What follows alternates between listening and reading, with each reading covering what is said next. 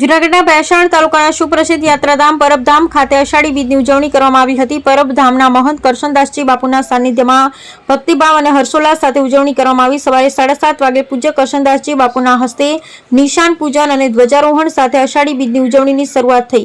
સાથે લોકમેળાની શરૂઆત થઈ। પરબધામ ખાતે સવારથી જ પૂજા અર્ચના યજ્ઞ સહિતના ધાર્મિક કાર્યક્રમ યોજાયા હતા। અષાઢી બીજ નિમિત્તે લાખોની સંખ્યામાં શ્રદ્ધાળુ ઉમટી પડ્યા અને ભાવિકોએ દર્શનનો લાભ લીધો હતો। પરબધામ ખાતે દર્શનાર્થે આવતા ભાવિકો પ્રસાદ લીધા વગર ન જાય તેની ખાસ કાળજી લેવામાં આવે છે। તમામ ભાવિકોને પ્રસાદ લેવા વિશેષ વ્યવસ્થા કરવામાં આવે છે। એક પંગતમાં 1 લાખ લોકો પ્રસાદ લઈ શકે તેવી વ્યવસ્થા કરવામાં આવી હતી। ખાદ્ય સામગ્રી લઈ જવા માટે 100 ટ્રેક્ટરનો ઉપયોગ કરવામાં આવે છે। પ્રસાદમાં શુદ્ધ ઘીનો શીરો, રોટલી, શાક, ગાંઠિયા, દાળ ભાત, સંભારો પીરસવામાં આવ્યા।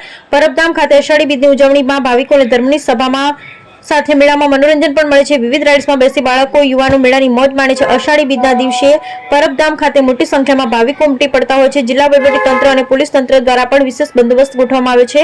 એસપી, ડીવાયએસપી, પીઆઈ, પીએસઆઈ સહિતના 1000 થી વધુ પોલીસ જવાનો ખડે પગે રહે છે। એક જ દિવસના મેળામાં આસપાસના વિસ્તારમાંથી મોટી સંખ્યામાં ભાવિકો પરબધામ દર્શન અને મેળાનો લાહવો મેળવી લાખો લોકો ધન્યતા અનુભવે છે।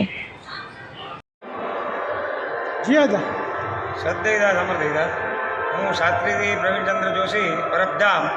અત્યારે આજે અષાઢી બીજનો આ મહાપર્વ મેળાનું સંપૂર્ણ રીતે ભવ્ય આયોજન થઈને આજે મેળો છૂટો મૂક્યો છે બાપુએ અને પરબની આ જે પરંપરા છે એ પરંપરાને જાળવીને સમાધિઓનું પૂજન સવારે પૂજ્ય બાપુએ પોતાની હાથે નિશાનનું પૂજન કર્યું, યજ્ઞ યાગ બધું સંપન્ન કર્યું।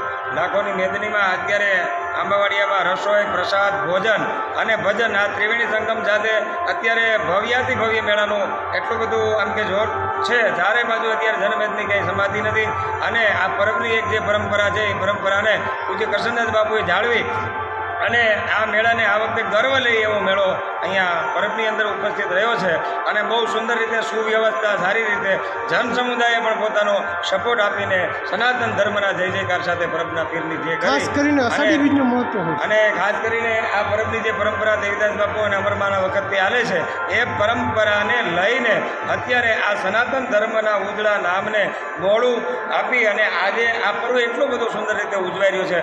મા અમરમા દેવીદાસ બાપુ જસાપીર વરદાનપીર શરણોમાં સાદલપીર અમરીમાં કર્મપીર દાનવપીર આ 9 એની સમાધિ પછી અહીંયા આંબાવાડિયામાં અનેક પ્રકારના 1 થી 5 નંબરના રસોડા આ બાજુ પણ બહુ સુંદર વ્યવસ્થા કરી છે બાપુએ પ્રસાદની અને એટલું બધું માનવ મેળામણ અત્યારે ઉમટો છે કે દરેકને સુંદર વ્યવસ્થા સનાતન ધર્મ અને પરબની પરંપરા પ્રમાણે આપવામાં આવે છે અને સારી રીતે આજ મેળો સંપન્ન થઈ જશે। અસ્તુ સત દેવીદાસ અમર દેવીદાસ।